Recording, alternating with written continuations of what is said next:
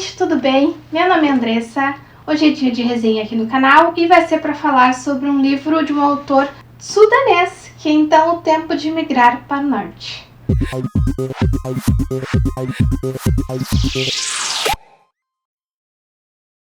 Essa foi O Tempo de Migrar para o Norte, então, né, foi uma leitura que eu acabei pegando por um mini projeto, vamos dizer assim, né, que eu comecei, que eu acabei colocando alguns nomes, né, alguns papeizinhos dentro de uma caneca, que inclusive está aqui, tem aqui vários nomezinhos ainda. Semana passada, se eu não me engano, eu fiz isso. E aí acabei tirando um dos nomes que eu tirei foi desse livro, que eu tive nessa ideia a partir de algumas booktubers aqui que eu acompanho, que eu acho super legal. Eu pensei que não daria certo, e aí eu tirei um papelzinho só pra testar e acabou. Bem no fim deu certo. E no final desse vídeo aqui eu vou tirar outro papelzinho pra ver se continuo com essa sorte de cumprir com o que eu me proponho e encontrando boas leituras também. Mas enfim, vamos falar sobre o livro, né? Eu li nessa edição da Tag, que era da época que eu assinava, lá em 2021, se eu não me engano, 2020, alguma coisa assim.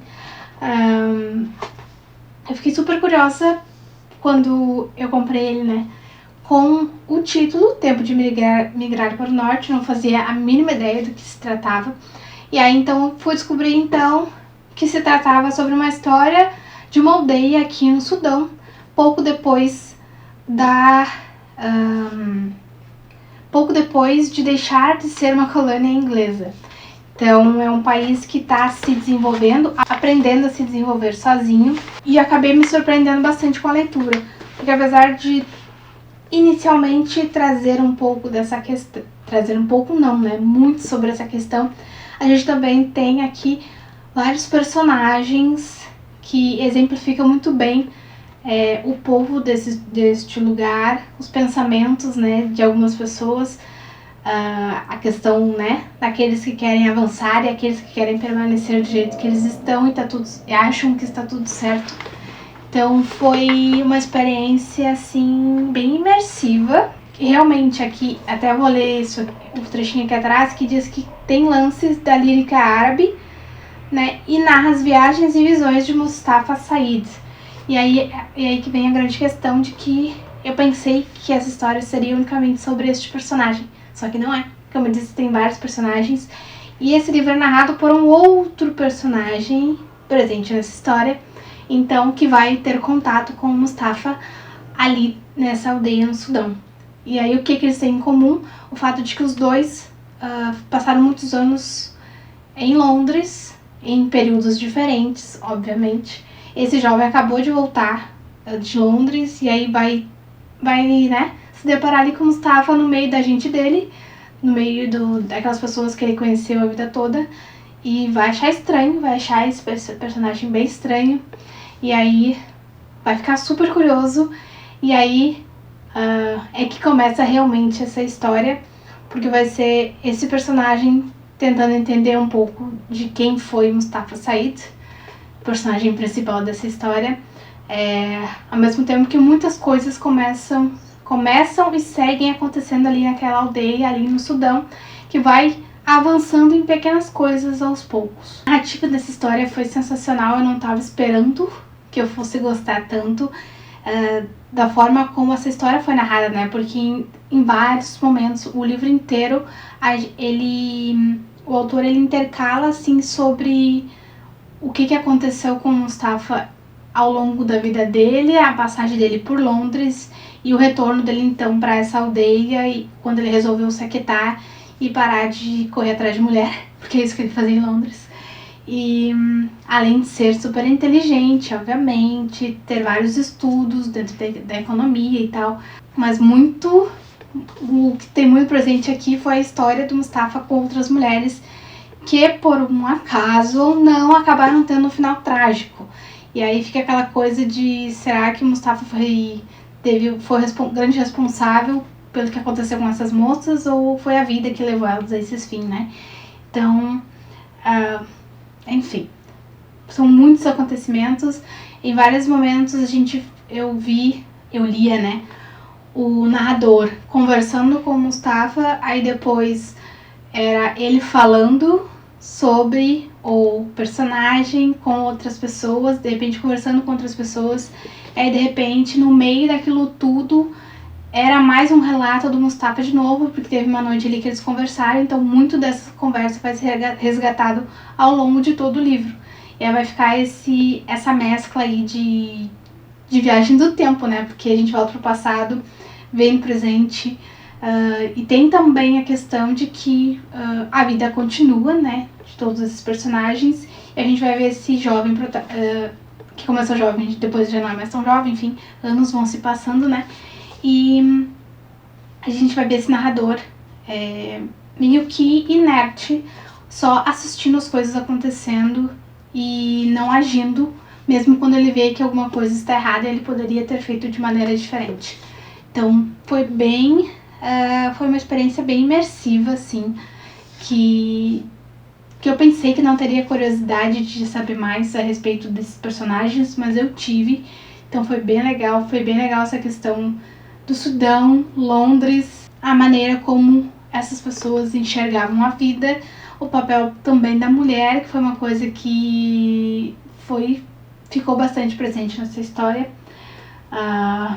e principalmente a maneira como essas histórias foram narradas. Para mim, a grande questão foi a narrativa, que foi simplesmente incrível e realmente imersiva, e de querer continuar a ler, independente do que estivesse acontecendo aqui, fosse algum acontecimento mais sério ou não, enfim, me dava muito vontade de continuar a ler, de tão, eu não sei se bonita é a palavra, mas a forma como ela é narrada é realmente bonita, e me deixou com muita vontade de continuar a ler, tanto que eu li isso aqui em questão de dias, e eu pensei que seria muito mais, né? Eu pensei que ia demorar mais para fazer essa leitura, e bem no fim acabou sendo uma leitura curta, mas bem proveitosa, e que me trouxe uma experiência diferente, porque se eu não estou enganada, eu ainda não tinha lido o autor do Sudão. Não lembro se eu li outro de algum outro país ali, mas do Sudão eu ainda não tinha lido nada, e eu achei bem interessante, foi bem diferente a experiência de fazer essa leitura. Então, foi realmente reflexivo em vários momentos sobre a situação ali do país, também sobre a cultura desses personagens, né, desse lugar, ao mesmo tempo que também eu queria saber mais, não só sobre o Mustafa, mas sobre esse próprio personagem que está narrando a história, e acaba narrando mais a vida do Mustafa do que a dele própria, né. Então foi bem interessante, foi bem diferente, eu gostei muito de ter feito essa leitura, foi realmente muito legal, gostei bastante.